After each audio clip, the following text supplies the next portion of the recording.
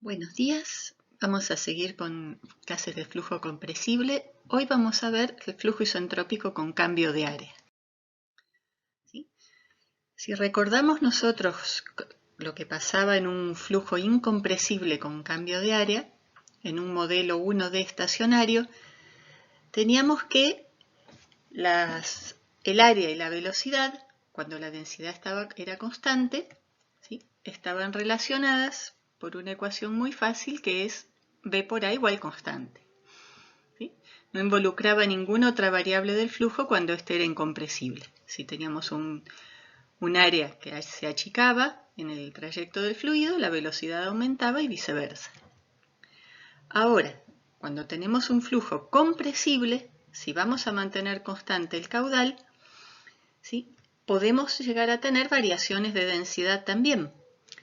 Entonces, cualquier cambio de área ya no me va a producir solamente variaciones de velocidad como cuando el flujo era incompresible, sino que también me va a involucrar variaciones de densidad.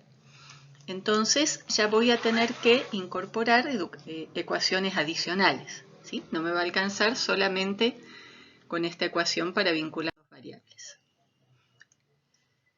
Vamos a ver la ecuación de conservación de masa para un flujo estacionario 1D, la misma que veíamos recién, pero ahora para un flujo compresible isoentrópico. ¿Sí? Un flujo isoentrópico es un flujo ideal sin pérdidas.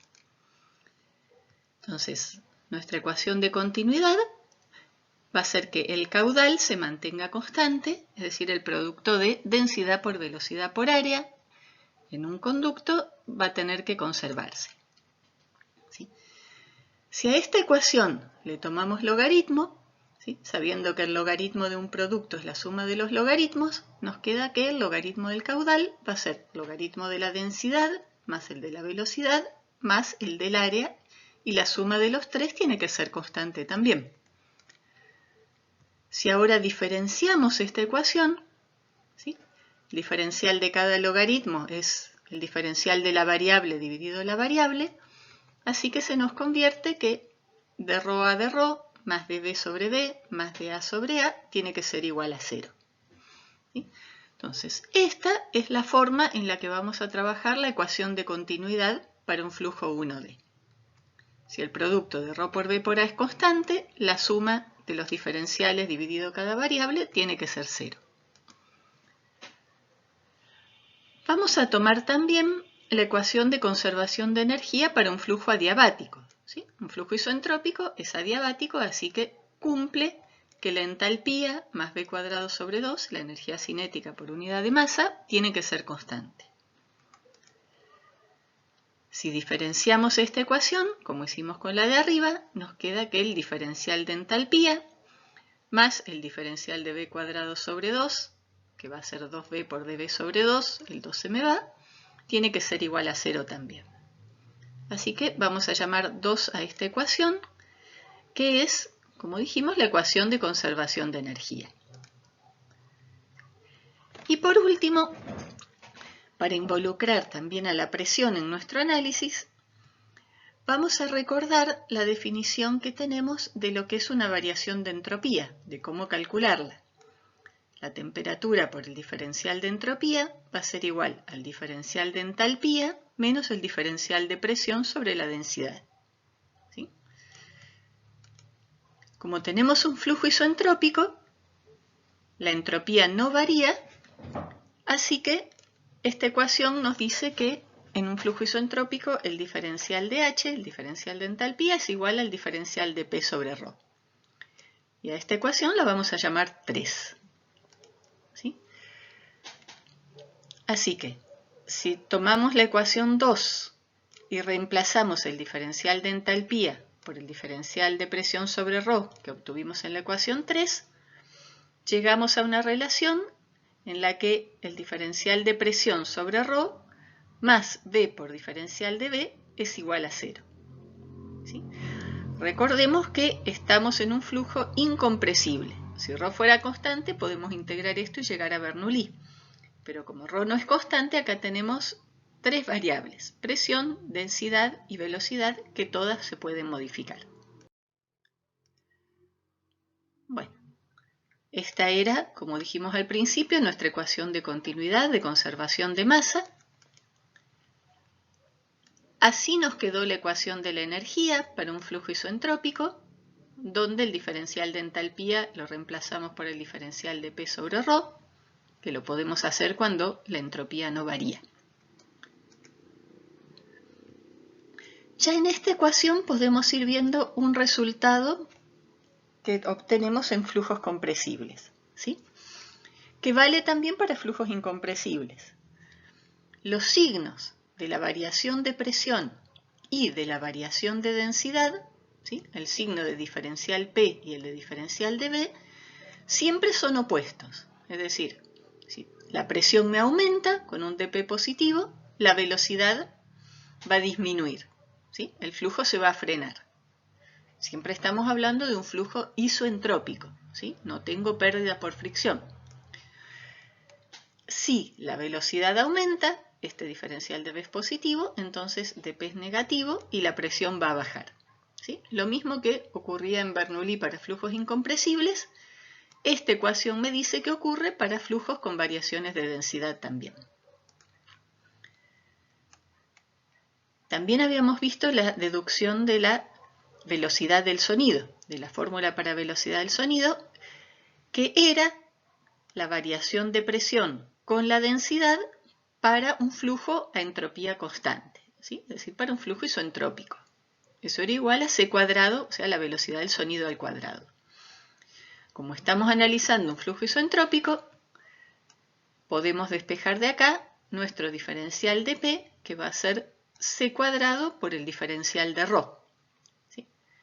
Y esta expresión, reemplazarla aquí arriba, en la ecuación 4, que nos va quedando c cuadrado por diferencial ρ sobre ρ más b diferencial de b igual a 0. ¿Sí? Y acá tenemos también la relación que nos dice que si la velocidad aumenta, la densidad va a disminuir, ¿sí? Porque el signo de diferencial de ρ y diferencial de b tienen que ser distintos, y viceversa.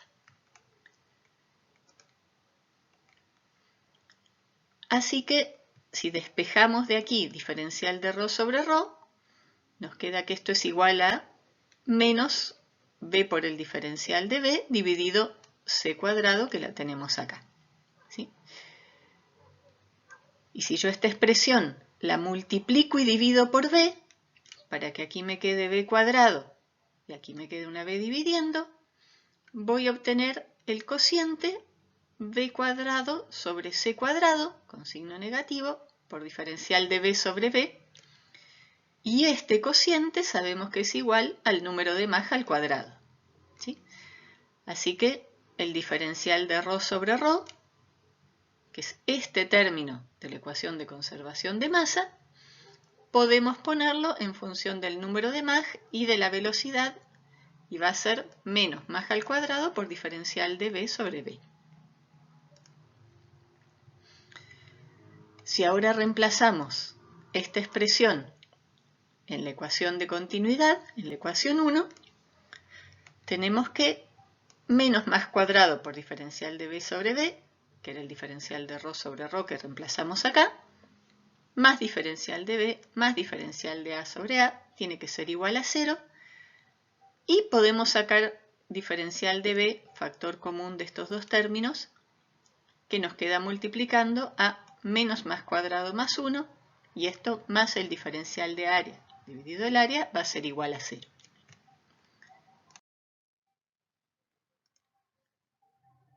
Bueno, vemos que la relación que tenemos, ¿sí? Si lo despejamos de la ecuación anterior, entre el diferencial de área y el diferencial de la velocidad, ahora depende del número de Mach. ¿Sí? Para flujo incompresible, que es lo mismo que suponer número de Mach igual a 0, tenemos que diferencial de área sobre área es menos diferencial de b sobre b, y si integramos estos dos lados de la ecuación, nos queda logaritmo del área igual a menos logaritmo de la velocidad más una constante, Si pasamos el logaritmo del otro lado, logaritmo de área por logaritmo de b es igual al logaritmo de a por b, y si el logaritmo de a por b es constante, a por b es constante, y recuperamos la ecuación de continuidad para un flujo incompresible. ¿Sí? Eso para el caso en que mag sea 0. Ahora, si el número de mag es distinto de 0, ¿sí? Ya me entra a jugar un rol en la relación entre velocidad y área. Ya el producto no es constante, ¿sí? Y vemos también que si el número de mag es distinto de 0, los signos del diferencial de área y del diferencial de velocidad pueden ser iguales o distintos dependiendo de si este paréntesis es positivo o negativo. ¿Sí? Y eso va a depender de si el número de mag es mayor o menor que 1. Así que tenemos que mirar acá con un poco de cuidado cada uno de los casos posibles. Acá tenemos cómo nos quedó la ecuación de continuidad, ¿sí? Una vez que sacamos la densidad y la pusimos en función de la velocidad y el número de mag. Y acá vemos todos los casos posibles que tenemos de aumento o disminución de área. ¿Sí? Acá tenemos que el diferencial de área va a ser negativo cuando el área disminuye en la dirección del flujo. ¿Sí? Y va a ser positivo cuando el área aumenta en la dirección del flujo. Entonces, vemos que la variación de velocidad se va a relacionar con este diferencial de acuerdo a cómo sea el número de mag. Por ejemplo, si tomamos este caso, donde el área disminuye en la dirección del flujo, es decir, diferencial de área negativo, y consideramos que el número de mag a la entrada es menor que 1, es decir, tenemos un flujo subsónico, entonces este paréntesis va a ser negativo, y para que el diferencial de área sea negativo, el diferencial de velocidad tiene que ser positivo. ¿Sí? Eso quiere decir que si yo tengo esta geometría y tengo un número de mag subsónico a la entrada, ¿sí? Esta geometría me acelera un flujo subsónico, ¿sí? Me produce un aumento de la velocidad y esto es lo que yo voy a llamar una tobera subsónica. ¿Sí? Acá está la nomenclatura en inglés, subsonic nozzle, y acá me muestra cómo en este campo de flujo, por las ecuaciones que vimos recién, aumenta la velocidad, disminuye la presión, aumenta el número de mag, porque se está acelerando el flujo, va a disminuir la temperatura como consecuencia de este aumento de velocidad, recordemos la ecuación de la energía, y va a disminuir la densidad, ¿sí? Junto con la presión y con el aumento de velocidad. Ahora, si yo analizo también para un flujo subsónico el caso opuesto, donde yo tengo un área que aumenta en la dirección del flujo, es decir, donde el diferencial de área es positivo, ¿sí? Si el número de mag es menor que 1, el paréntesis es negativo, y para que el diferencial de área quede positivo, la variación de velocidad tiene que ser negativa también. ¿Qué quiere decir? Que con un flujo subsónico y un área que aumenta, la velocidad me va a disminuir.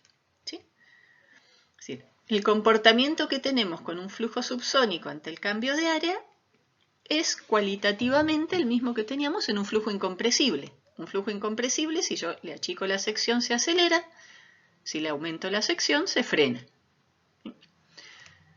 Entonces, esta geometría es un difusor subsónico. Si el flujo entra a un número de mag menor que 1, se frena. ¿Sí? ¿Qué es lo que hace un difusor? Se frena el fluido y aumenta la presión. Ahora, si yo tomo esta geometría, pero con un flujo de entrada supersónico, ¿sí? Esta geometría tiene un aumento del área, diferencial de A mayor que 0. Si el flujo es supersónico, este paréntesis es mayor que 0, así que el diferencial de B, si esto es positivo y esto es positivo, también tiene que ser positivo.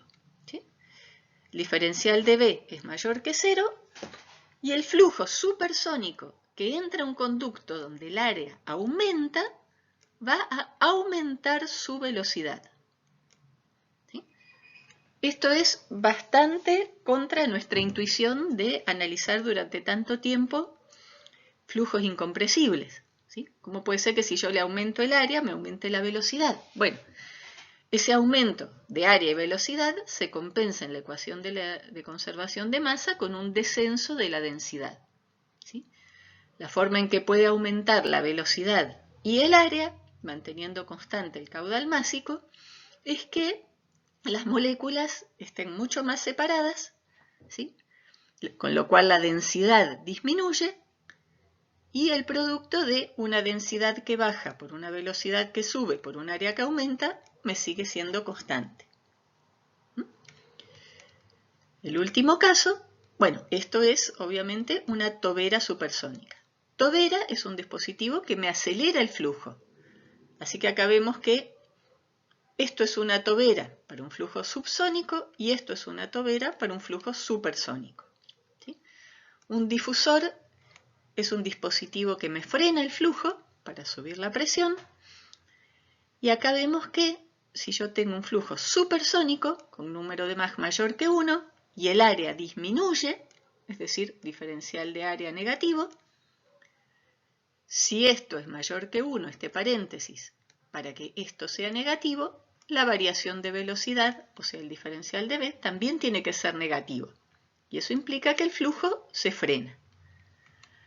Así que, fíjense cómo los efectos de un cambio de área en el flujo son opuestos según el flujo sea subsónico o supersónico. ¿Sí? Es una diferencia radical. Una sección convergente, como le vamos a decir a un conducto donde el área disminuye en la dirección del flujo, funciona como una tobera cuando el flujo es incompresible o subsónico, ¿sí? Y como un difusor cuando es supersónico. Y un aumento de área, todo lo contrario. ¿Sí? Frena al flujo subsónico, acelera al flujo supersónico.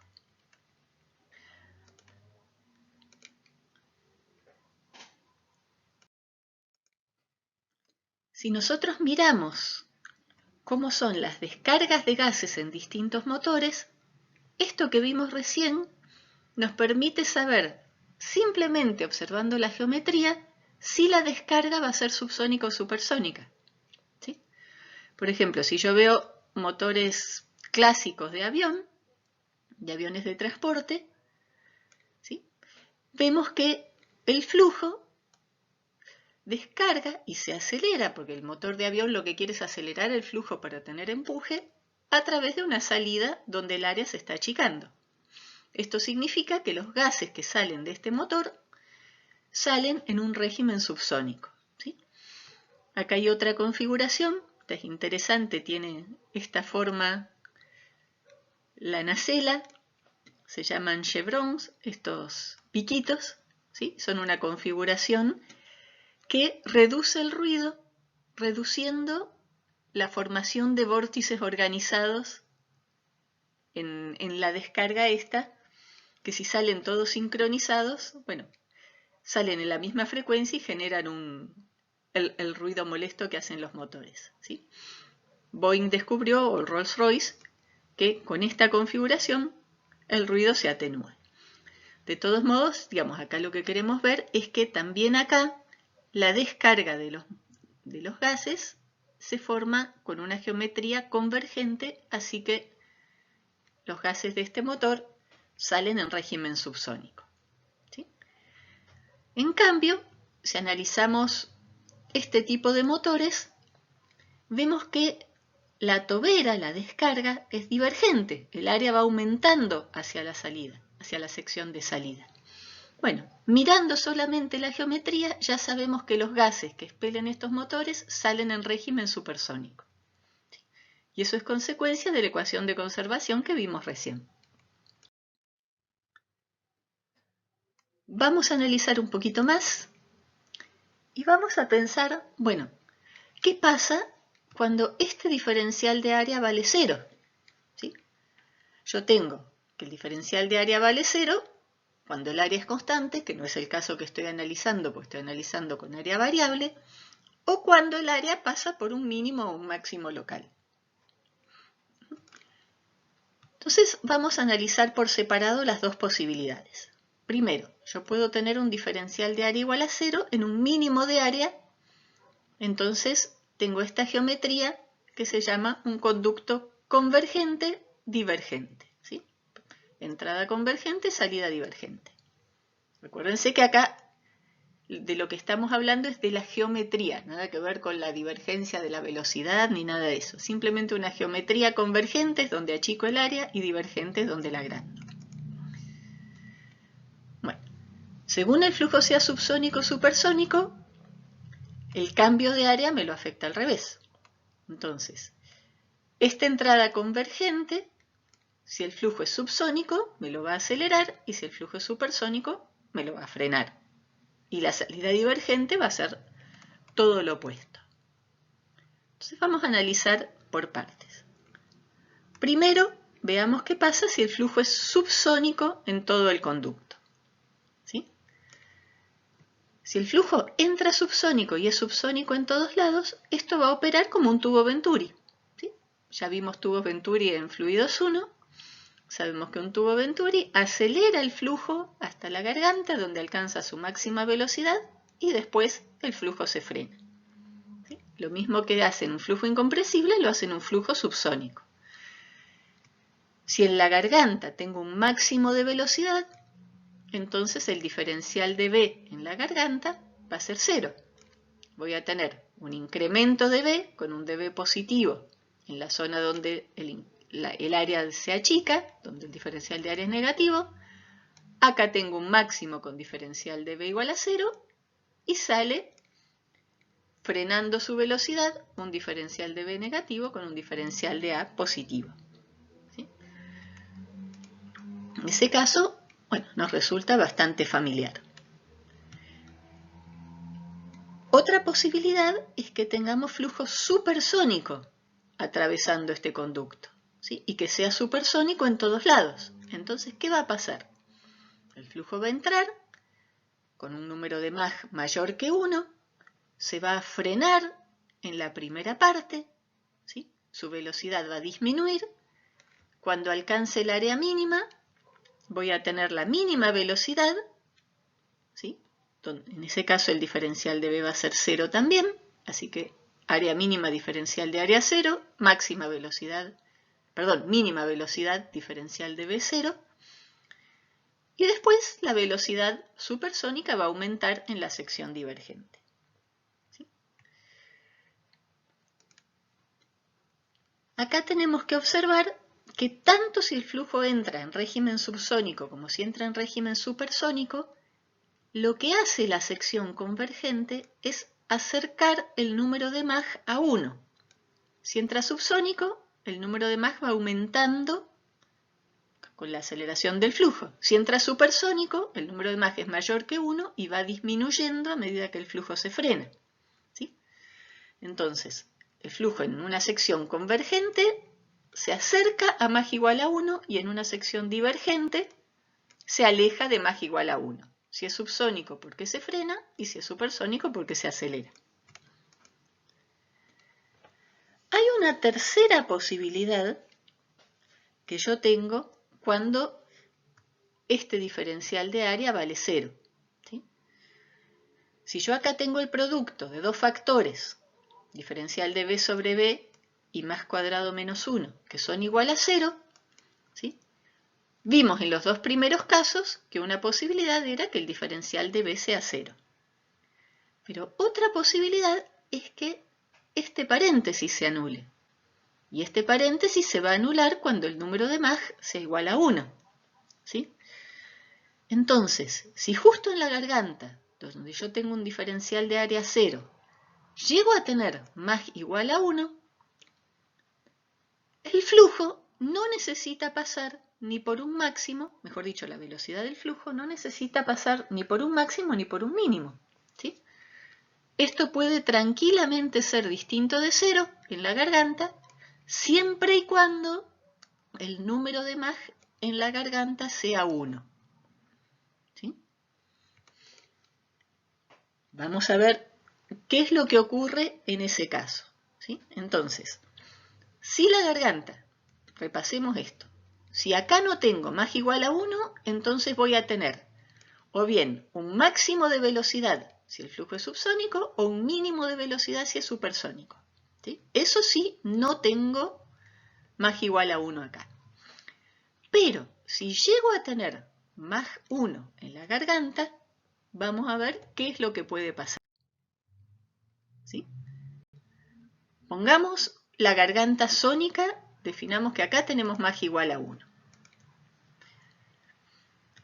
Bueno, tener Mach igual a 1 en la garganta no impide que el diferencial de B sea 0. ¿Sí? Puedo tener 0 acá y 0 por 0 me sigue dando 0. Entonces, llegar a Mach igual a 1 en la garganta con diferencial de B igual a 0 sería el caso límite de los dos casos anteriores. Es decir, un flujo que entra subsónico, se acelera hasta Mach igual a 1 en la garganta y después se vuelve a frenar para descargar de manera subsónica. O bien, un flujo que entra supersónico, se frena hasta Mach igual a 1 en la garganta y después se vuelve a acelerar para descargar supersónico. ¿Sí? Entonces, eso es una posibilidad. Tener la garganta con Mach igual a 1 como un caso límite de los dos anteriores. ¿Sí? Pero también puedo tener un flujo donde este diferencial de B no es 0.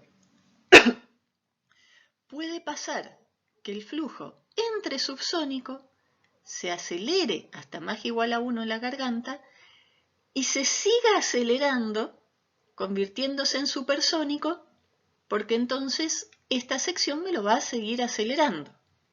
¿Sí? Es decir, tengo Mach 1 en la garganta, pero en la garganta no tengo ni un máximo ni un mínimo de la velocidad.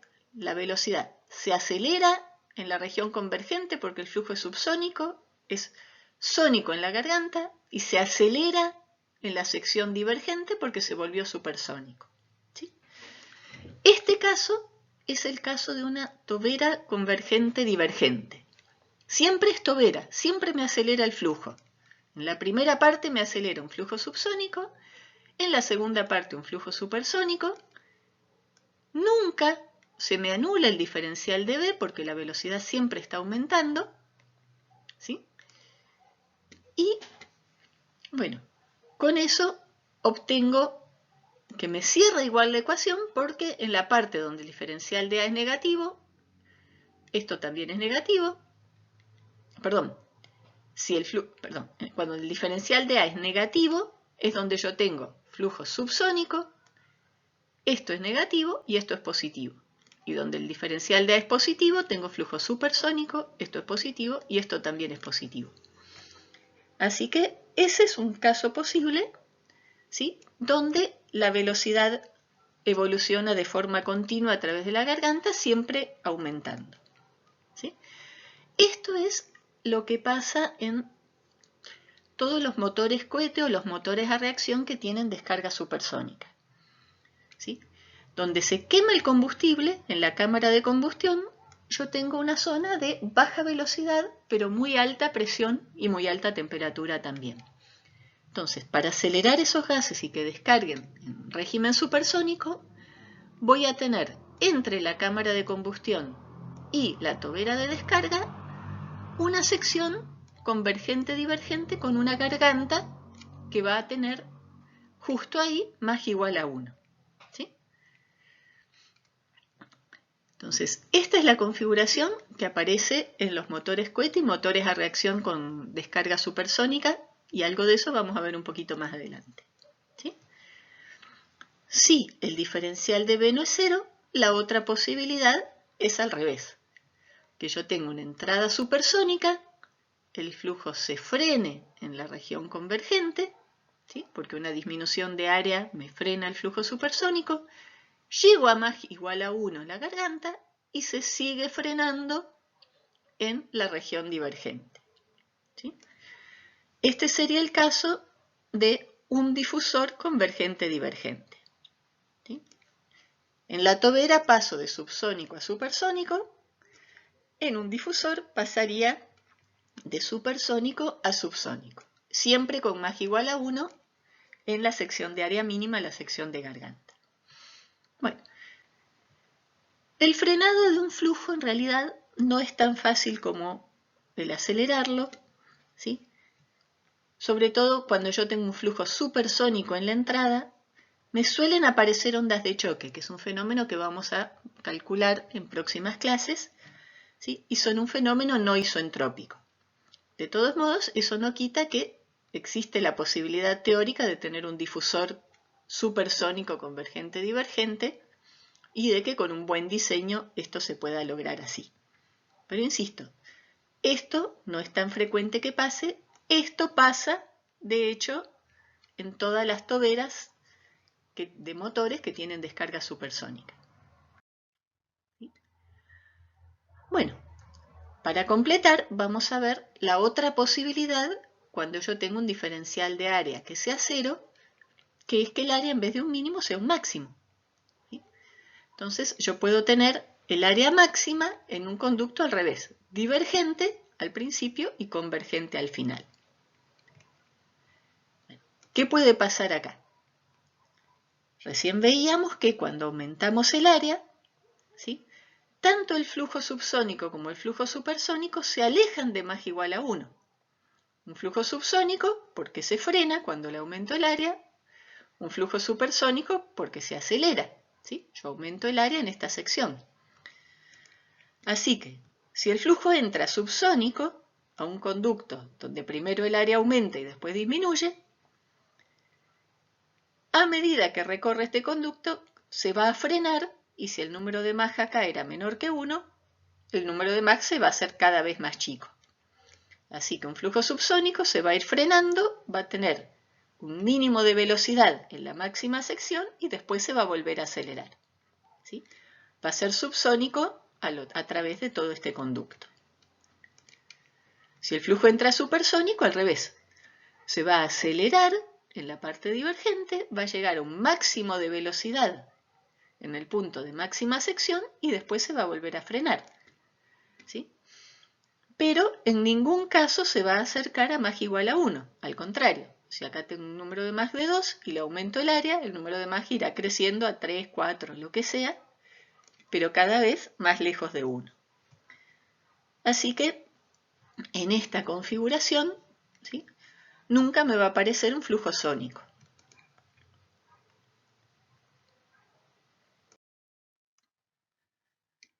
Entonces vamos a seguir analizando qué es lo que pasa en una tobera convergente-divergente, que es donde pasan cosas interesantes como el cambio de régimen de subsónico a supersónico. ¿Sí? Si nosotros entramos, sea con un flujo con Mach mayor o menor que 1, al reducir la sección, ¿sí? El flujo se va acelerando y podemos ir achicando la sección todo lo que queramos hasta que alcancemos Mach igual a 1. ¿Sí? Si alcanzamos Mach igual a 1, esto solamente puede pasar en un mínimo de área. ¿Sí? Yo no puedo tener un flujo con Mach igual a 1 por acá, por ejemplo. Ni tampoco puedo tener un flujo con Mach igual a 1 por acá. Sí o sí, el flujo sónico se alcanza en un mínimo de área. ¿Sí? Y acá les pregunto, ¿por qué? ¿Qué pasa si yo, supongamos, llegara con Mach igual a 1 acá, entro con un flujo subsónico, lo voy acelerando y llego con Mach igual a 1 acá?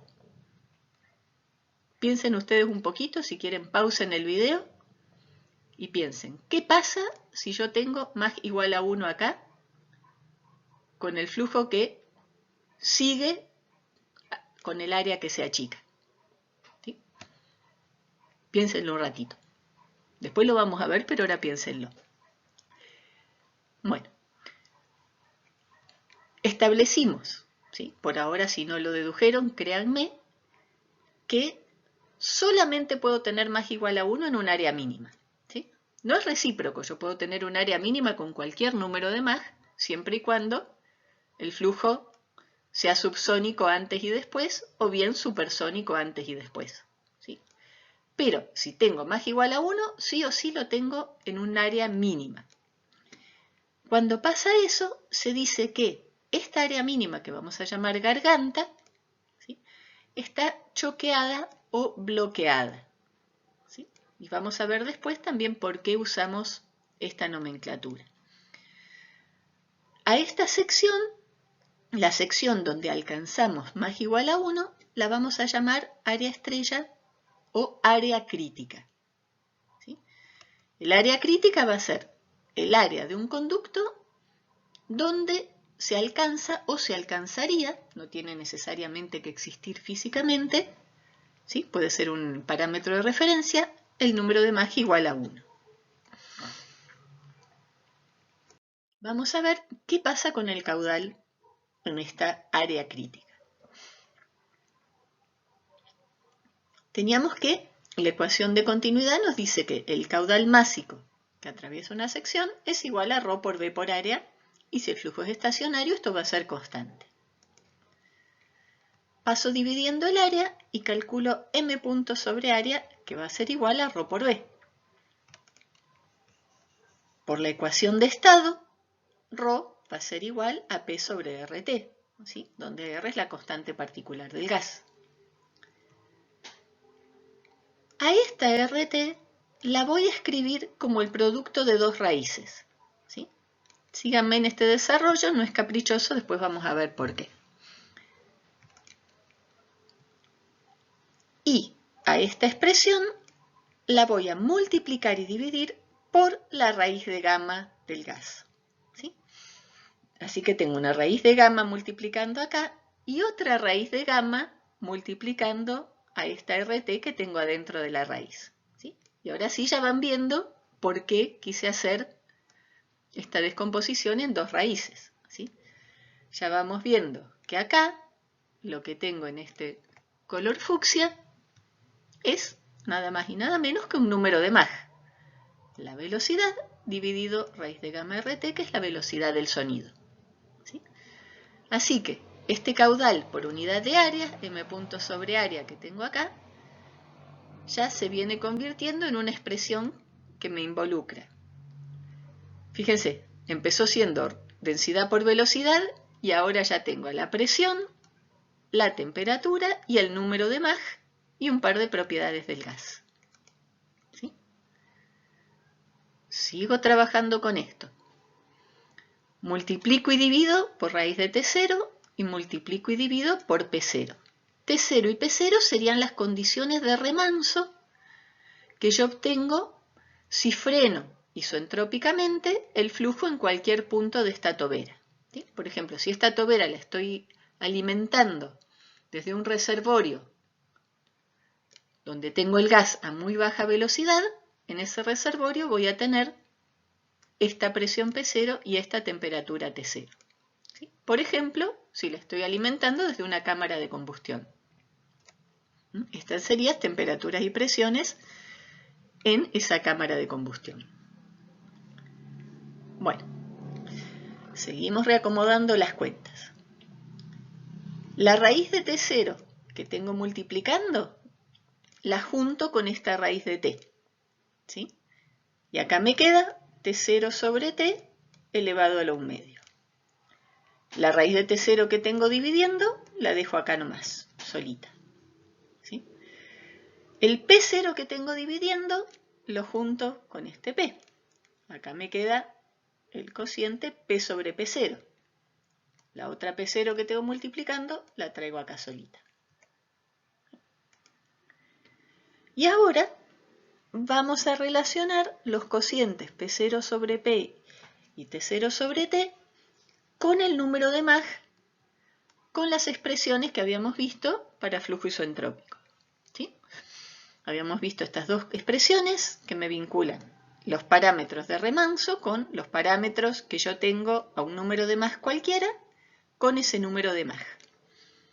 Así que ahora reemplazamos este cociente y este cociente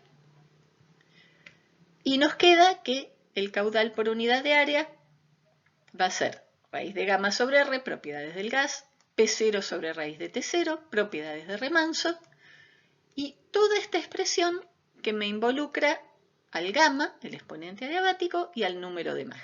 ¿Sí?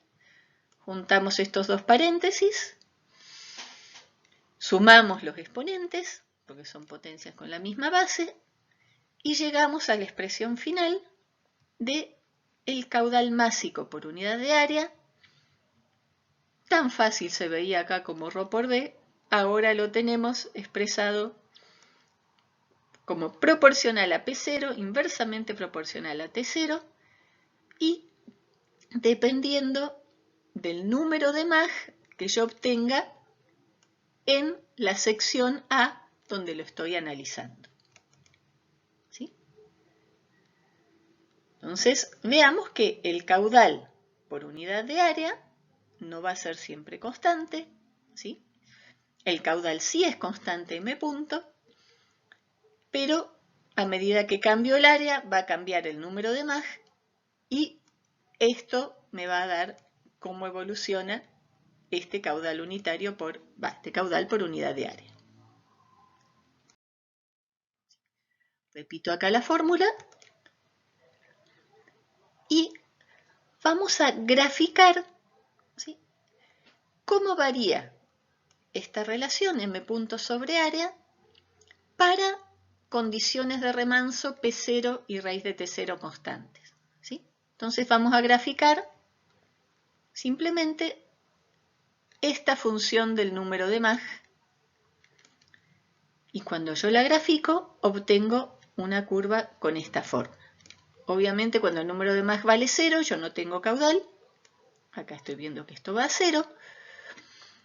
Vemos que va aumentando con el número de Mach, que el caudal por unidad de área alcanza un máximo para Mach igual a 1, y después, cuando el Mach se hace muy grande, acá yo tengo un exponente negativo, ¿sí? Este término con exponente negativo le gana al que aumenta, y el número de Mach a partir de 1 empieza a disminuir. Esto quiere decir que el caudal por unidad de área, m punto sobre área, va a ser máximo, ¿sí?, cuando el número de Mach valga 1. Y eso solamente puede pasar en un área crítica, en un área mínima. Así que la garganta, cuando yo tengo Mach igual a 1, es la mínima área por donde yo puedo mantener este caudal m punto circulando por el conducto. ¿Sí? De nuevo, si yo tengo un flujo con estas condiciones de remanso, el área de garganta, el área crítica, va a ser la más chica por donde pueda circular este caudal, porque va a ser aquella donde el cociente entre m punto y área sea máximo.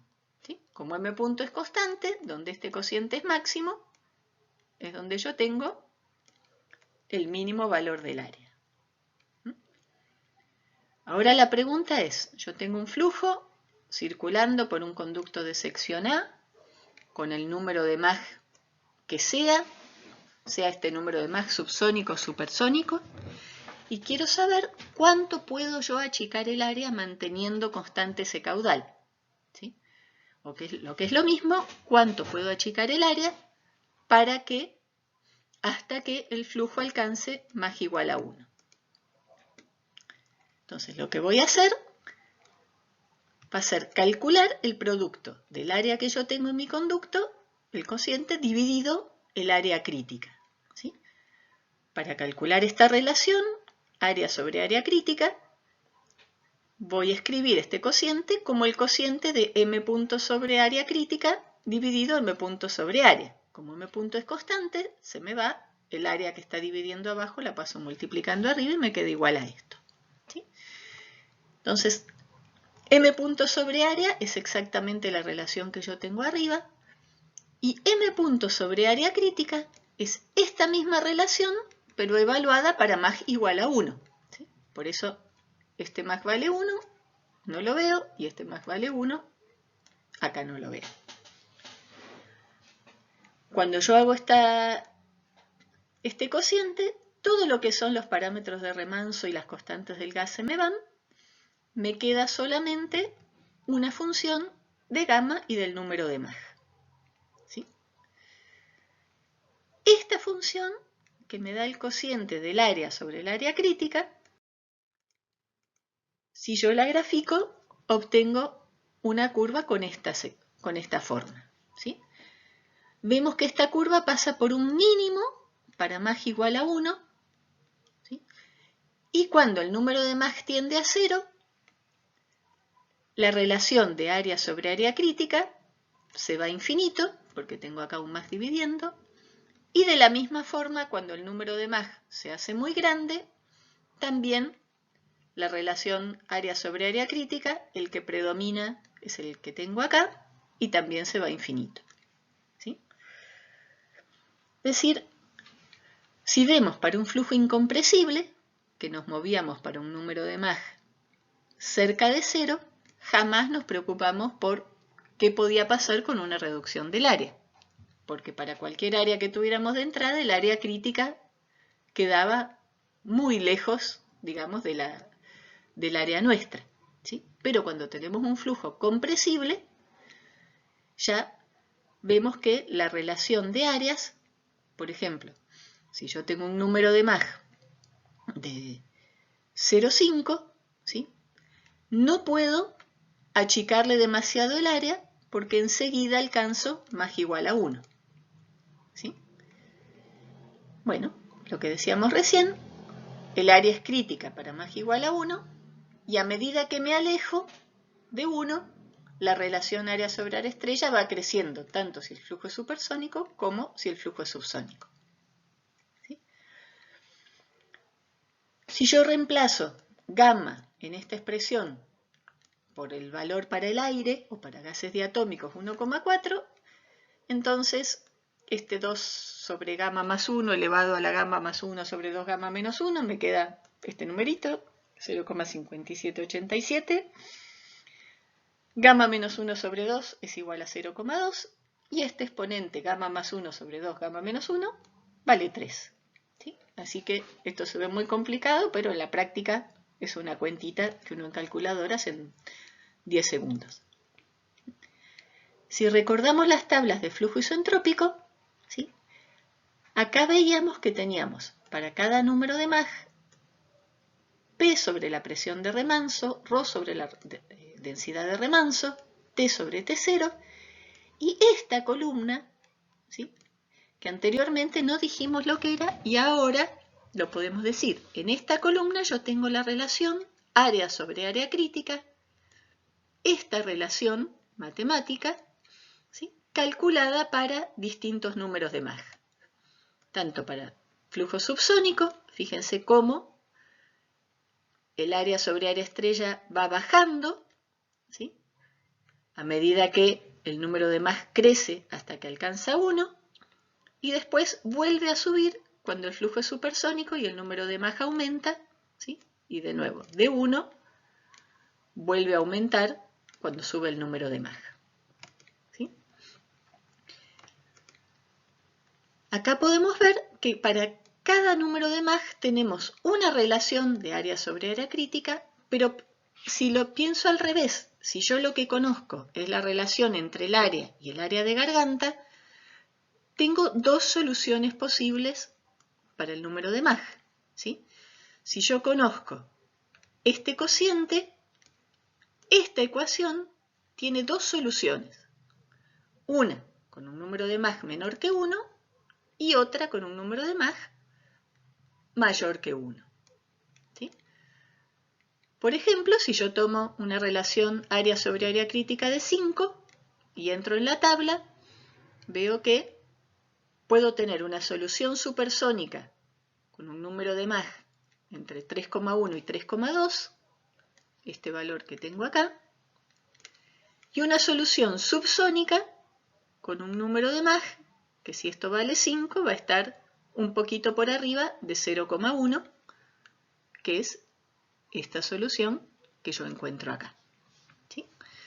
Lo bueno de usar la tabla es que, bueno, si yo conozco el número de Mach, puedo hacer esta cuenta y calcular rápido área sobre área crítica. Ahora, si el dato que yo tengo es área sobre área crítica, despejar el número de Mach de esta expresión va a ser medio complicado, pero en la tabla es tan fácil entrar por una columna como por la otra. ¿Sí? Así que si estoy trabajando con gamma 1,4, esta tabla me resulta bastante útil. Bien, entonces vimos que un flujo que inicialmente es subsónico solamente puede acelerarse reduciendo el área hasta alcanzar Mach igual a 1, que lo alcanza en el área crítica. ¿Sí? Bueno, ¿qué pasa si quiero seguir achicando el área? Es decir, yo tengo esta tobera donde acá alcanzo Mach igual a 1 y ahora quiero seguir achicando el área un poco más. Bueno, si yo hago eso, lo que voy a lograr es tener Mach igual a 1 en vez de acá, más adelante. ¿Sí?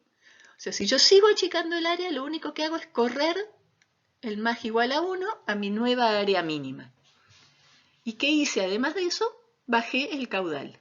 Es decir, con esta P0 y T0, el caudal que yo tenía circulando por acá, si le fui a achicar más todavía el área, el flujo me dijo, no puede pasar el mismo caudal que antes. ¿Sí? Ya, acá está pasando el máximo caudal posible, si yo acá tengo el mínimo de área. Si quiero un área más chiquita todavía, bueno, achícala, pero el caudal te va a bajar. Y el número de Mach va a volverse 1 en el nuevo mínimo de área que yo tenga. ¿Sí? Por eso es que se dice también que la garganta está bloqueada, porque cuando yo tengo Mach igual a 1 en el área mínima, tengo el máximo caudal posible que puede circular por ese conducto, salvo que cambie las condiciones de remanso. ¿Sí? Pero si yo tengo en mi cámara de combustión, por ejemplo, valores de P0 y T0, o en mi reservorio, en mi tanque de gas, y eso es constante, el área mínima va a ser la que me fije el máximo caudal que puede salir por ahí. ¿Sí? Entonces, así como llamamos área crítica a esta área estrella, vamos a llamar críticas también a todas las propiedades del flujo que yo tenga cuando alcanzo Mach igual a 1. ¿Sí?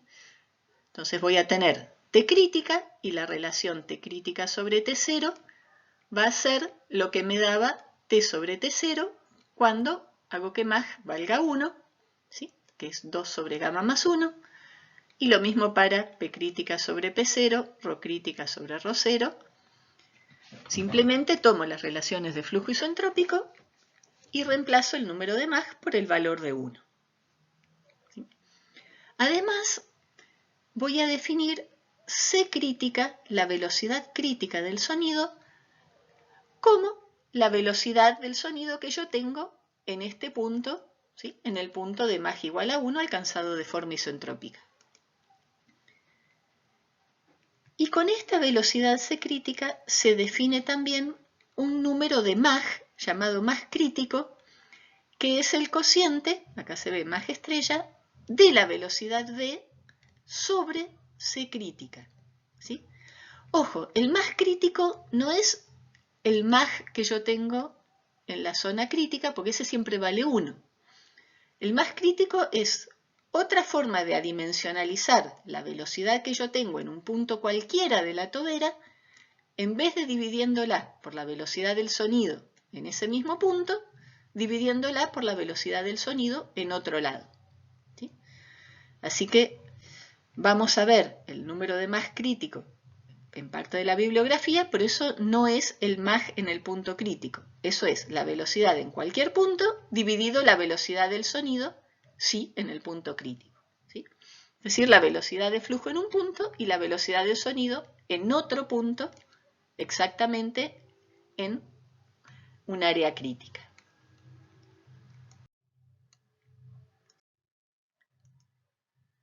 Bueno, lo que decíamos recién, el máximo caudal que yo puedo tener en un conducto convergente-divergente con condiciones de remanso dadas es aquel que me bloquea la garganta, M punto máximo, ¿sí? Si es el que me bloquea la garganta, yo tengo mi área de garganta, mi área crítica, y la expresión de M punto correspondiente a un número de Mach igual a 1. ¿Sí? Esta es la fórmula que me da el máximo caudal posible que yo puedo tener en un área mínima de garganta, área estrella, si mis condiciones de remanso son P0 y T0. ¿Sí? Esto que también se ve como asusta bastante, si gamma es 1,4, todo lo que es constante vale 0,6847 por área estrella por P0 sobre raíz de RT0. ¿Sí? Todo lo que tiene gamma, tanto acá como acá adentro, como acá arriba, se me resume en este coeficiente. ¿Sí? Ahora, ¿por qué depende de lo que pasa en el punto de remanso y no depende de las condiciones aguas abajo del conducto? ¿Sí? Esta es otra diferencia con el flujo subsónico y con el flujo incompresible. Si yo tengo un reservorio a P0 que descarga a una presión atmosférica PA, ¿sí? En un flujo incompresible, el caudal va a estar dado por el delta P. Esta expresión me dice que no importa qué presión yo tengo en la descarga. El caudal máximo está dado por el área de la garganta y solamente por la presión que yo tengo en el reservorio. ¿Sí? ¿Por qué es esto? Bueno, porque lo que pasa, ¿sí? Si yo tengo una descarga, ¿sí? Después de una garganta donde el flujo alcanzó más igual a 1, es que el flujo sónico hace que lo que pase corriente abajo no se transmita corriente arriba. Toda la primera parte de la descarga de la garganta, toda la primera parte del conducto, la región convergente, se convirtió en la zona de silencio de ese flujo. ¿Sí? Vimos que si yo tengo más igual a 1, cualquier perturbación no viaja aguas arriba. Así que cuando alcanzo el máximo flujo en una garganta convergente-divergente, lo que pase aguas abajo ya no me modifica el caudal. Lo único que puedo hacer para aumentar el caudal es aumentar área estrella, aumentar P0 o bajar la temperatura T0. ¿Sí? Aumentando P0 o bajando T0, yo aumento la densidad que tengo en las condiciones de remanso. ¿Sí? Aumentando el área, bueno, obviamente aumento el área para el pasaje del flujo. Pero nada que yo haga aguas abajo, nada que yo haga en la descarga me va a modificar el caudal máximo que tengo a través de esa garganta. ¿Sí? Siempre y cuando el flujo en la garganta se mantenga sónico. Si el flujo pasa a ser subsónico, entonces sí. Bueno, lo que decíamos recién. Un flujo subsónico, si no alcanzo condiciones sónicas, el caudal se ajusta a la diferencia de presiones entre la entrada y la salida. Ahora, si la garganta está bloqueada, solamente va a depender el caudal de las condiciones que yo tengo a la entrada. Entonces, si tenemos una tobera convergente, vamos a analizar solamente lo que pasa en una geometría así, para entender un poquito mejor. Más adelante vamos a ver en una tobera convergente-divergente, que es un poco más complicado. Acá tenemos presiones de reservorio, P0, T0 y una velocidad del flujo que consideraremos 0. ¿Sí? Vamos a descargar desde un recipiente donde las variables son estas. Afuera vamos a tener la presión que acá llamamos PB, ¿sí? O presión ambiente. Se le dice back pressure. Y en la salida vamos a tener la presión que acá llama PE, por presión exit. ¿Sí? Y vamos a ver qué es lo que pasa con esta presión de salida a medida que esta presión baja si mantenemos constantes las condiciones de remanso. Y acá pasa esto. Bueno, Por un lado, acá vamos a graficar la presión a lo largo de este conducto, ¿sí? Midiendo acá solamente el eje X. Es decir, si yo tengo que mi presión ambiente es igual a P0, esa presión va a ser constante en todos lados y yo no voy a tener flujo. Si mi presión ambiente empieza a bajar, voy a empezar a tener un flujo y el flujo se va a acelerar en esta región convergente hasta llegar a esta zona 2, siempre y cuando esta presión ambiente sea mayor que la presión crítica del flujo. Cuando el flujo alcanza su presión crítica, quiere decir que yo alcancé más o igual a 1. ¿Sí? Entonces, si sigue bajando esta presión ambiente hasta que alcanza la presión crítica, ¿sí? El flujo va a seguir acelerándose cada vez más en esta tobera convergente hasta descargar a esta presión. ¿Sí? Acá fíjense, en este gráfico yo tengo el caudal que va descargando por esta tobera. Y acá tengo la relación presión ambiente sobre P0. ¿Sí? A medida que baja la presión ambiente, el caudal empieza a aumentar, sigue aumentando hasta que yo tengo presión ambiente igual a P crítica. O hasta que yo tengo acá el valor de presión ambiente igual a P crítica sobre P0. Una vez ahí alcancé el máximo caudal posible por este conducto. ¿Sí? Esta descarga, que es un área mínima, se me bloqueó.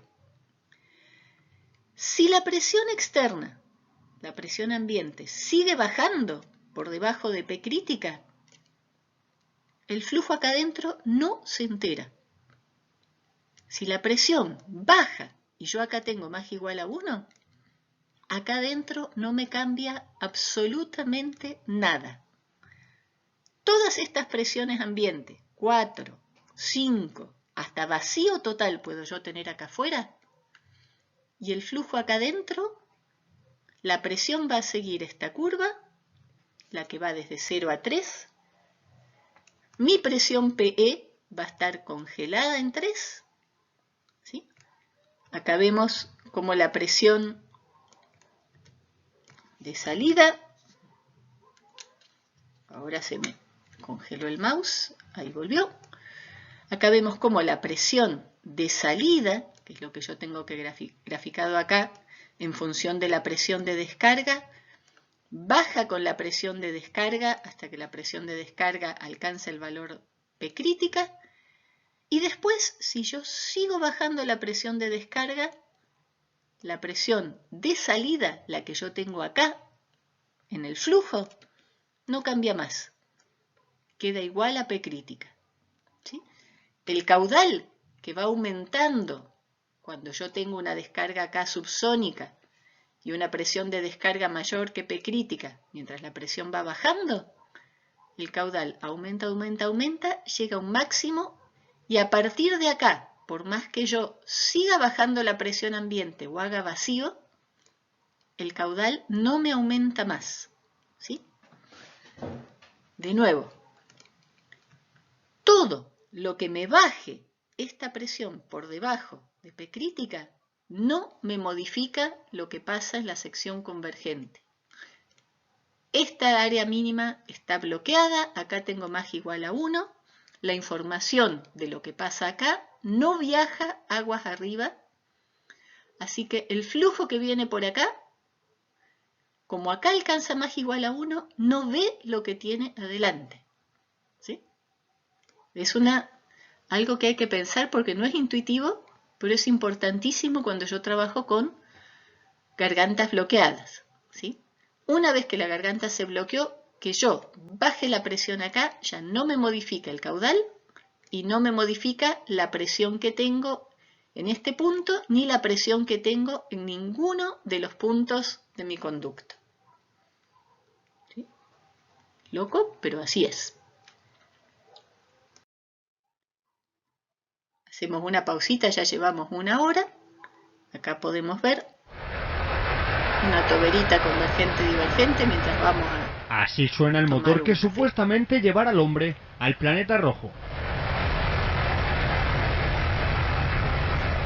Ingenieros de la NASA en el Centro Espacial Stennis han probado con éxito el motor RS-25-2059, uno de los 4 que propulsará la primera misión tripulada del nuevo cohete SLS de la NASA.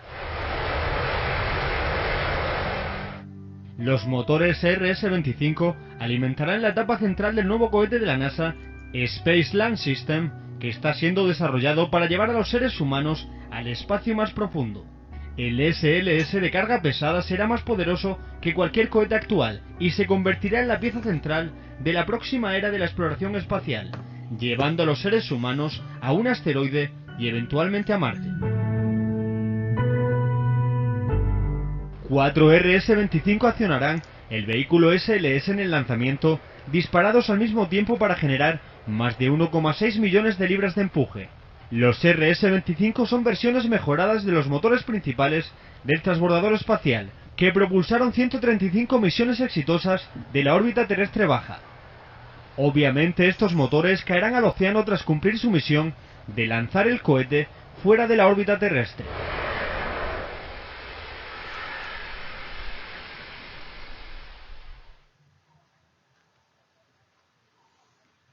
Bueno, volvemos. Si necesitan más tiempo, hagan pausa el video, pero vamos a seguir en esta misma clase. ¿Sí?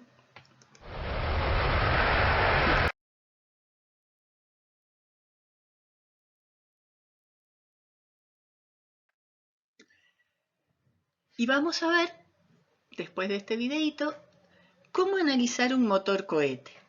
¿Sí? Los motores cohete, como el que vimos, generan los gases de combustión a partir de propelentes, esto es el combustible y el oxidante, ¿sí?, que se transportan en el mismo vehículo. Obviamente en el espacio no tengo aire para sacar oxígeno, así que todo lo tengo que llevar ahí. ¿Sí? Si lo que tengo es un motor de combustible sólido, entonces el combustible está dentro mismo de la cámara de combustión y genera los gases a medida que se va quemando. Si tengo un motor de combustible líquido, acá tengo 2 tanques típicamente, uno con combustible, otro con oxidante, y sea por presurización o mediante bombas, los inyecto en la cámara de combustión. ¿Sí? En los 2 casos, en la cámara de combustión voy a tener gases a muy alta presión, 20 bares o más, altas temperaturas, porque se están quemando, ¿sí?, y esos gases los voy a expeler a través de una tobera, que acá se ve, convergente-divergente. ¿Sí? Esta es la ecuación de empuje, ahora la vamos a analizar en detalle. Entonces, yo tengo una cámara con gases a baja velocidad, alta presión P0 y alta temperatura T0, donde vamos a considerar que la presión y temperatura acá son las de remanso. Una tobera convergente-divergente con un área de garganta AT, ¿sí? T es la nomenclatura en inglés, viene de throat, de garganta. Vamos a tener una presión ambiente externa, un área de salida AS.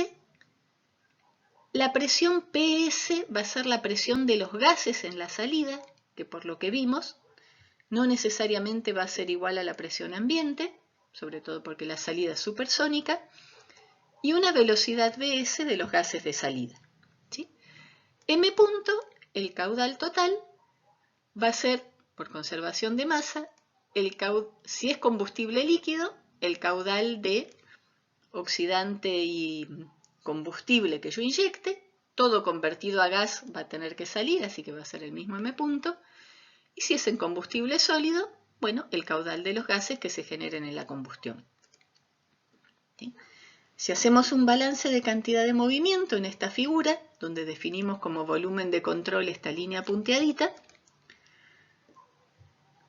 balance de cantidad de movimiento nos dice que la suma de fuerzas que actúan sobre los gases, que en este caso van a ser Fc, la fuerza de empuje que hace todo el cohete, cámara y tobera sobre los gases, menos la fuerza que hace la presión que yo tengo aquí en la salida, que como ya sabemos, la que calculamos para la resultante es la presión manométrica, es decir, la presión de salida menos la presión ambiente. ¿Sí? Porque la presión ambiente me hace fuerza una resultante nula en todo el volumen. Así que si hacemos, esta es la suma de fuerzas, presión de salida menos presión ambiente por el área donde actúa esta diferencia, que es el área de salida, tiene que ser igual a la variación de cantidad de movimiento de los gases en este volumen de control.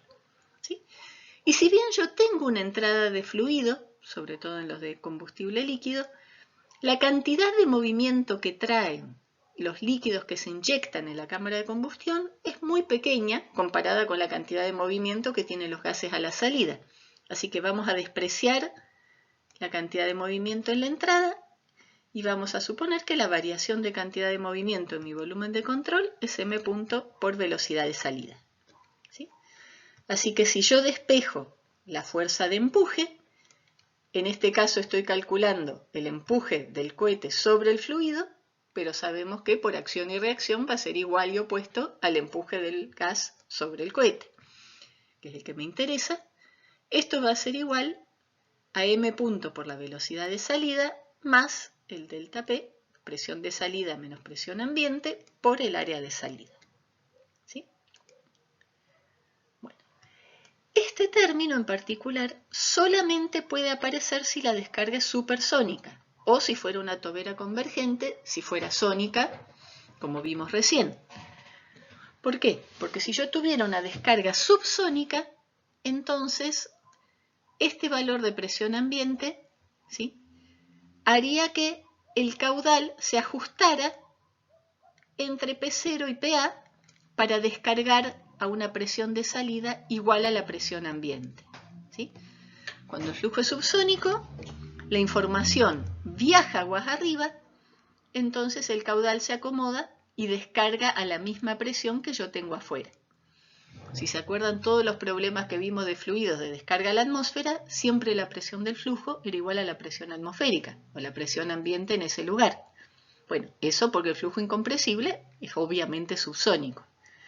En un flujo supersónico puedo tener una presión de descarga de gases distinta a la presión ambiente, ¿sí? Eso va a hacer que el chorro se expanda o se comprima, pero afuera de la tobera, hasta igualar sus presiones. ¿Sí? Pero adentro de la tobera e incluso en la sección de salida puedo tener una presión distinta, que es este término que tengo acá. ¿Sí? Por otro lado, como yo sé que acá tengo un flujo subsónico, si la descarga es supersónica, sí o sí la garganta tiene que tener flujo sónico y estar bloqueada. La única forma en la que yo puedo pasar de un flujo subsónico a un flujo supersónico es a través de un área mínima donde yo tengo Mach igual a 1. Así que Mach menor que 1 acá y Mach mayor que 1 acá implica sí o sí que acá el número de Mach vale 1.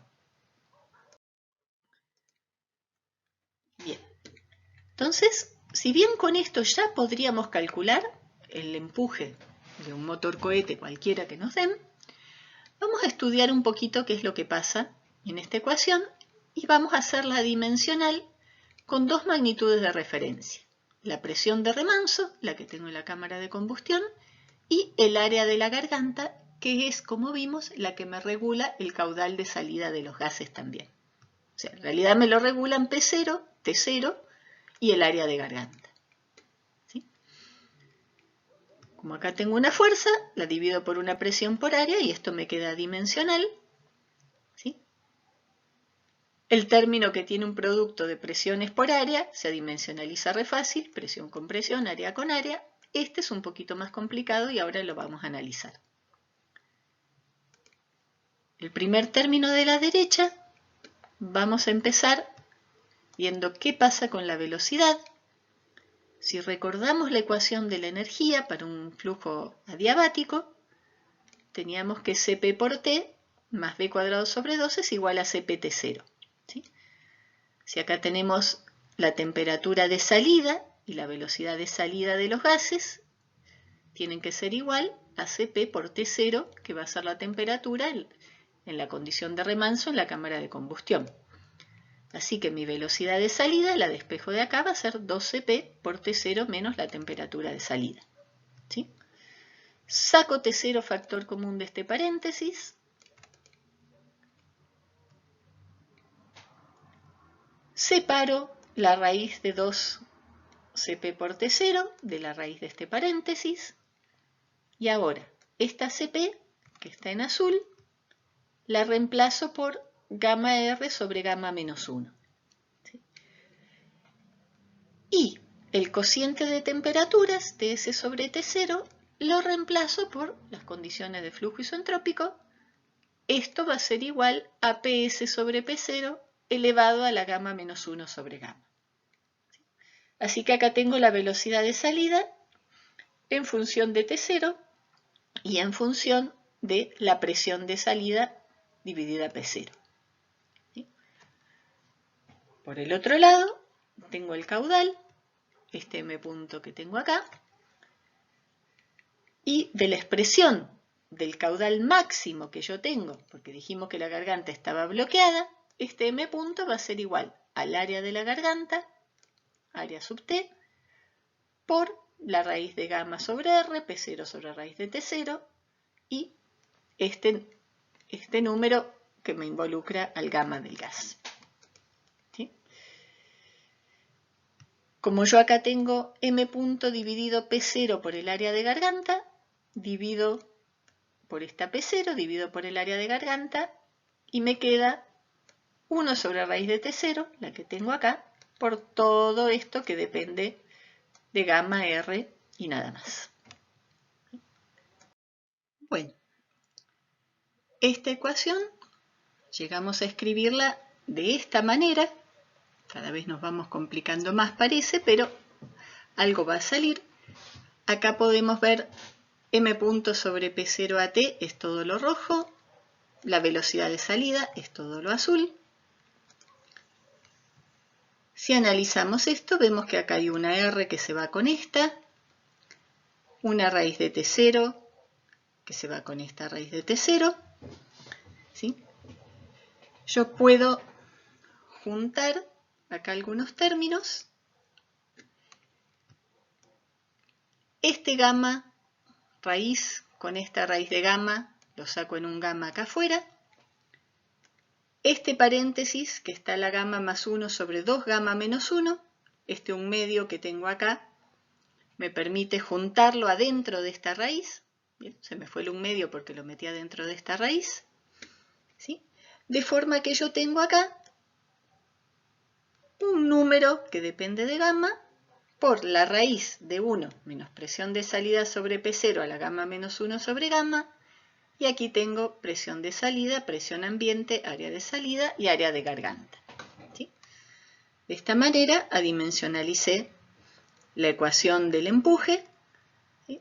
Poniendo todo en función de la presión de salida, la presión ambiente, el área de salida y el área de la garganta. ¿Sí? Es decir, las relaciones de área. Recordemos esto. Ps sobre P0, la presión de salida dividido P0, va a depender del número de Mach que yo tenga en la salida. Y el número de Mach que yo tengo en la salida depende de la relación entre el área de salida y el área crítica. ¿Sí? Así que Ps sobre P0 y área de salida sobre área de garganta no son independientes. ¿Sí? Si cambia una, si yo cambio el área, me va a cambiar la presión en la salida. ¿Sí? Se puede demostrar que el máximo empuje, ¿sí?, se obtiene cuando la presión de salida es igual a la presión ambiente, que es cuando tenemos lo que llamamos una tobera adaptada. ¿Sí? Una tobera está adaptada si su geometría es tal que la presión en la descarga es igual a la presión que yo tengo afuera. En el caso general, si yo conozco el área de garganta y la presión de remanso, el empuje, la expresión que vimos recién, va a depender de la relación área de salida sobre área de garganta y de la diferencia presión de salida, presión de garganta. ¿Sí? Acá teníamos la expresión del empuje Y acá vemos que yo tengo, por un lado, PS sobre P0, pero esto va a depender de la relación del área sobre el área crítica. Así que tengo a esto que depende de área sobre área crítica, acá de nuevo esto es la misma PS sobre P0 que va a depender del área sobre el área crítica, el área de salida sobre el área de garganta, y además me va a aparecer acá la presión ambiente dividida la P0 en la cámara de combustión. ¿Sí? Entonces, si yo conozco área de garganta y P0, el empuje va a depender de esto, principalmente, porque tanto PS sobre P0 va a variar con esto, y también va a depender de la diferencia entre la presión de salida y la presión ambiente. ¿Sí? Hay que tener en cuenta que la presión ambiente varía con la altura de vuelo. O sea, si yo estoy programando un vuelo de un cohete desde tierra hasta la estratosfera, voy a pasar con mi presión ambiente desde una atmósfera hasta 0. Así que eso tengo que tenerlo en cuenta si estoy diseñando un motor que va a volar a distintas alturas. ¿Sí? Acá yo muestro una gráfica que es del libro de Shapiro, de flujos compresibles, donde este empuje Fc lo normaliza dividiéndolo por la fuerza de empuje que obtendríamos con una tobera convergente, es decir, una tobera donde el área de salida fuera igual al área crítica, al área de garganta, y la presión de salida obviamente igual a la presión crítica. ¿Sí? Entonces, en el eje X, acá no se ve, pero esto es la relación área de salida sobre área de tobera, ¿sí? En una escala logarítmica, y en el eje Y yo tengo el empuje normalizado con el empuje de una tobera convergente. ¿Sí? Cuando el área de salida es igual al área de tobera, entonces la tobera obviamente es convergente porque no tuvo una sección que se agrandara, y acá todo el empuje vale 1. ¿Sí? Y tengo distintas curvas de empuje dependiendo de la relación presión ambiente sobre P0. ¿Sí? Cada una de estas curvas me representa un distinto valor de este cociente. Fíjense que arranca con una relación 0,05. Yo les digo, una presión P0 puede ser de 20 atmósferas, la presión en la cámara de combustión, y eso me daría una relación P0 a P de 0,05. Perdón, presión ambiente a P0 de 1 sobre 20 o 0,05. ¿Sí? A medida que baja la presión ambiente, voy teniendo curvas con estos valores cada vez menores. Esto implicaría que cada vez es una curva correspondiente a una altura mayor o a una presión de cámara mayor. ¿Sí? Mayor altura es menor presión ambiente, o yo puedo estar variando esta relación aumentando la relación P0. ¿Sí? Por último, fíjense que la curva límite es la de presión ambiente 0, que es la que yo tengo en el espacio. ¿Sí? Si yo tengo un motor cohete funcionando en el espacio, no tengo aire, la presión vale 0. Fíjense también que cada una de estas curvas alcanza un máximo. ¿Sí? Esta línea punteada va uniendo los máximos de todas las curvas, y este máximo se da, no lo demostramos nosotros, si quieren pueden intentar demostrarlo, cuando la presión de salida es exactamente igual a la presión ambiente. Uno puede pensar, pucha, pero si igualo esta presión a la presión externa, este término que está sumando se me hace 0. Sí, esto se me hace 0, pero la velocidad de salida que yo incluyo en este término de acá se me hace mayor. O sea, mientras menor es la presión en la salida, mayor es la velocidad de los gases que tengo a la salida. ¿Sí? Entonces siempre tengo como un juego entre lo que es la contribución al empuje que me da tener una presión de salida mayor que la presión externa y la contribución al empuje que yo tengo teniendo una velocidad de salida lo más alta posible. ¿Sí? Bueno, el máximo de las curvas es, como dije, cuando esto se hace 0. Si yo aumento el área un poco más, esta presión empieza a ser menor que la presión ambiente, ¿sí? La velocidad de salida aumenta, pero este término empieza a restar. Así que el aumento en la velocidad, si el área de salida es mayor que la que me da el máximo y la presión de salida es menor que la presión ambiente, el aumento de velocidad no me compensa lo que este término resta. Por otro lado, si la presión de salida es mayor que la presión ambiente, lo que este término agrega no me compensa la baja velocidad que yo tengo por descargar a una presión mayor. Así que esto hay que masticarlo, hay que leerlo en la bibliografía, tranquilos, pero créanme, el máximo empuje se da cuando yo descargo a la misma presión que tengo afuera. ¿Sí? Si yo voy a diseñar una tobera que va a volar siempre a la misma altura, supongamos que yo quiero hacer un misil tierra-tierra que no va a volar a mucha altura, ¿sí? Entonces busco la curva P0 sobre PA constante y elijo la relación que me da el máximo empuje. Por ejemplo, para esta curva el máximo empuje, vengo acá abajo y me da una relación área de salida sobre área de garganta que está entre 3 y 4. ¿Sí? Con eso puedo diseñar mi tobera. Si yo quiero optimizar una misión, entonces con una geometría fija voy a tener que buscar dónde ponerle el máximo empuje, ¿sí? Para tener la mayor eficiencia en toda la misión.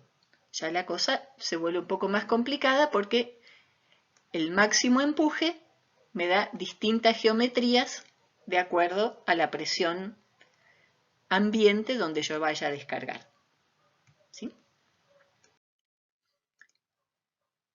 Bueno, según sea la presión de salida mayor, menor o igual a la presión externa, la tobera puede ser subexpandida si yo descargo a una presión mayor que la presión externa, ¿sí? Es decir, esta diferencia es positiva.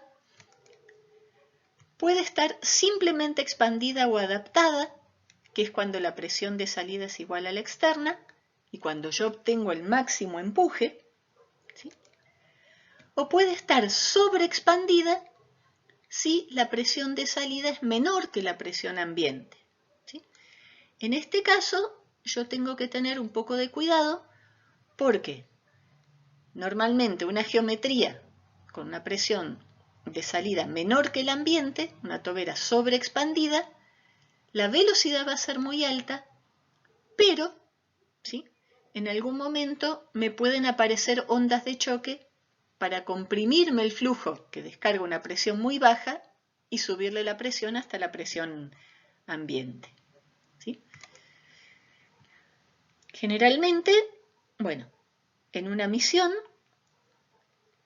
cuando arranca el cohete, o sea, la altura de adaptación que yo busco para el máximo empuje no es en tierra, ¿sí? Porque entonces voy a tener el máximo empuje solamente en el despegue y después en toda la misión voy a estar con un empuje por debajo del máximo que yo puedo obtener. Entonces, voy a buscar una altura de adaptación, ¿sí? Que puede ser, por ejemplo, si yo quiero una presión ambiente sobre P0 de 0,01, bueno, si tengo 20 bares en la cámara de combustión, tendré 0,2 bares en la atmósfera. Esto se da a una altura de un poco más de 10.000 metros, pongámosle 12.000. Entonces, por ejemplo, yo puedo decir, bueno, quiero mi cohete con el máximo empuje acá, ¿sí? Y eso significa que voy a tener un área de garganta, pongámosle 12, 15 veces menor que la del área de salida, o una relación área de salida al área de garganta de más o menos 12 o 15, ¿sí? Según este gráfico. ¿Qué significa eso? Que cuando yo esté en esta condición, en tierra, ¿sí? Mi tobera va a estar sobreexpandida, ¿sí? Va a descargar a una presión menor que la presión que yo tengo en tierra, que va a ser más alta que la de diseño. Cuando llegue a la altura de diseño, voy a tener mi tobera adaptada y cuando supere esa altura voy a tener una tobera subexpandida porque la presión que yo tengo de salida va a ser mayor que la presión externa. ¿Sí? Cuando la tobera está sobreexpandida, lo que vemos en el chorro es que el chorro se cierra. ¿Sí? El chorro mismo achica su área para frenarse y en ese caso subir la presión, porque yo tengo una presión en la salida menor que la atmosférica. Entonces, para subir la presión de la salida a la atmosférica, como es un flujo supersónico, yo lo tengo que frenar y para frenarlo el chorro se tiene que achicar. Cuando está simplemente expandida, el chorro sale derecho y cuando está subexpandida, el chorro se abre. Si uno ve imágenes de un cohete cuando sube, va a ver que el chorro cada vez se abre más, el chorro de gases de salida, y eso es porque cuando la presión externa es mucho más baja que la presión de salida, yo siempre estoy en un caso de tobera subexpandida y en ese caso la presión en el chorro tiene que bajar, el chorro se tiene que acelerar y para eso se tiene que abrir. ¿Sí? De nuevo, esto mastíquenlo bien porque no es algo que lo vayan a incorporar en los 5 minutos o menos que tarda esta filmina. Bueno, para terminar, vamos a hacer un ejemplito. Pido disculpas porque lo transcribí directamente del libro de SAD, no lo traduje por una cuestión de tiempo, pero es un ejemplito de cálculo para ver cómo se puede resolver un problema de un motor cohete. Por ejemplo, acá lo que pregunta es ¿cuánto aumenta el empuje si yo en vez de cortar mi tobera en la garganta, extiendo la tobera hasta una relación de salida 1,5 veces el área de la garganta? Yo tengo una presión ambiente de 101.300 pascales, un Mach de salida supersónico, temperaturas y presión de remanso adentro de la garganta, en este caso tengo 3 megapascales, o sea unos 30 bar, y un gamma 1,3, no es aire, son gases de combustión, un CP de 1,2 kJ sobre kilogramo Kelvin, y bueno, con esos datos quiero ver qué aumento tengo en el empuje si yo aumento el área un 50% con respecto al área mínima. Bueno, fíjense, tenemos la expresión de la fuerza de empuje, va a ser la presión en la salida menos la presión ambiente por el área de salida más m punto velocidad de salida. Cuando yo tengo en la garganta más igual a 1, tengo la temperatura crítica, que la calculo con esta relación, me da 1,15, T0 sobre T estrella, acuérdense que el gamma acá no es 1,4 sino 1,3 creo que era, P0 sobre P estrella lo mismo, así que puedo calcular cuánto vale la temperatura en la garganta, cuánto vale la presión en la garganta con cuentas muy simples. Calculo la velocidad del sonido en la garganta, que va a ser C estrella, que aquí la llama B estrella, como raíz de gamma por T estrella. ¿Sí? La R del gas la obtengo del valor específico, del calor específico a presión constante Cp, con esta relación que ya conocemos. De modo que B estrella va a ser raíz de gamma por R por T estrella, que eran 1452 Kelvin, me queda 723 metros por segundo como la velocidad que yo tengo en la garganta con Mach igual a 1. ¿Sí? Ahora, la relación entre el área de salida y el área de garganta es un dato que vale 1,5. De acá yo tengo que despejar el número de Mach. ¿Sí? Bien, lo despeja, no sé cómo, y le da que el número de Mach es 1,82. Recordemos que esta expresión va a tener dos soluciones, una subsónica, otra supersónica. ¿Cuál va? Es algo que yo tengo que saber con información adicional. ¿Sí? esta ecuación sola no me va a decir si yo voy a tener la solución subsónica o la supersónica. Ahora, si yo sé que esta ecuación corresponde a la descarga de un motor cohete donde mi presión de remanso son 3 megapascales y descarga a 1 atmósfera, tengo una relación P0 a P de 31, voy a tener una descarga supersónica seguro, así que busco la solución supersónica. ¿Sí? Bueno, con este número de Mach puedo calcular la relación P0 sobre P2 y calcular cuánto vale la presión acá, P2. Y esto me da que P2 vale 0,5 megapascales. ¿Sí? Acá les dejo la pregunta. ¿Esta tobera está subexpandida o sobreexpandida? Piénsenlo un poquito y lo contestan ustedes. ¿Sí? Bueno, la temperatura que voy a tener en el chorro acá a la salida la obtengo también de la relación de flujo isentrópico con el gamma del gas y el Mach 2 del gas. Van a ser 1497 esta relación. 1.497 me da esta relación, así que la temperatura son 1116 Kelvin. De nuevo, la temperatura de los gases del chorro no tiene por qué ser igual a la temperatura ambiente. ¿Sí? Sabemos que no lo es, de hecho. Y la velocidad de salida va a ser la velocidad del sonido en la salida, gamma RT2, por el número de Mach a la salida, M2, y me va a dar 1154 metros por segundo. O sea, desde la garganta, donde yo tenía 723 metros por segundo, este aumento del área me aumentó la velocidad hasta 1154 metros por segundo. El caudal lo puedo calcular, si quiero, a partir de P0 y T0, pero siempre puedo calcular como ρ por A por B en la sección que yo quiera. ¿Sí? Si bien en el desarrollo mostramos que depende de P0 y T0, eso no quita que sea válida siempre la expresión M punto igual a ρ por A por B. En este caso puedo calcularlo o en la sección crítica, ρ estrella por A estrella por B estrella, o en la descarga como ρ2 por A2 por B2. ¿Sí? En cualquiera de los dos casos me tiene que dar la misma solución, que son 2816 kilos por segundo. Así que la pregunta que yo quería responder era cuánto me aumentaba el empuje, ¿sí?, con este agrandamiento, digamos, si el área de descarga es 1,5 veces el área de la garganta. Este aquí que yo no tengo como datos ni el área de descarga ni el área de garganta, solamente la relación entre estos dos. Entonces, ¿qué hago?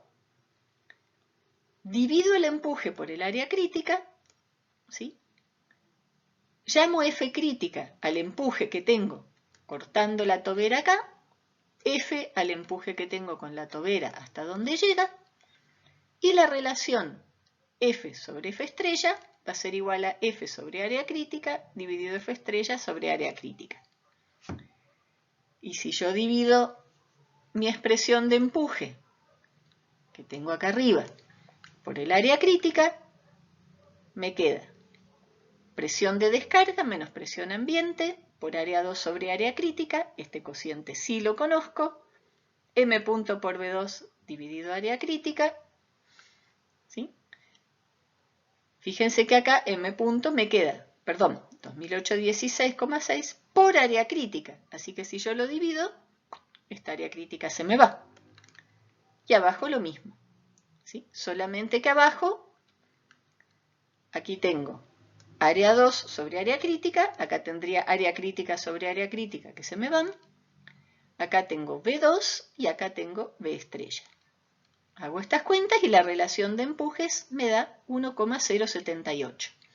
Es decir que yo gané, aumentando el área de salida un 50%, gané un 7,88% de empuje. ¿Sí? Bueno, como ven, esta presión es bastante distinta a la presión ambiente. Si quieren, como ejercicio, les sugiero que calculen el máximo empuje que puede llegar a tener este motor, cuánto debería ser el área de salida para que la tobera estuviera adaptada ¿sí?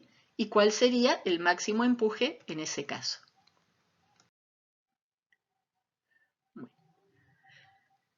Para tratar de optimizar, de maximizar el empuje, una forma es usando toberas de geometría variable. Además, o sea, toberas que yo puedo abrir o cerrar, ¿sí?, de acuerdo a la presión ambiente que yo tenga afuera. Además, si además de abrirlas y cerrarlas, ya que tengo esa posibilidad, también puedo orientar el chorro, entonces tengo una ganancia adicional que es el empuje vectorial del motor. O sea, el motor no solamente me puede empujar para adelante o no solo para arriba, sino también girando el vector empuje me puede dar la posibilidad de cambiar la dirección de vuelo. ¿Sí?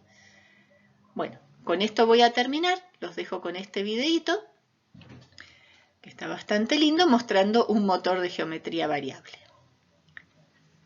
Así que acá terminamos la clase y esto dura poquito, les recomiendo que lo vean.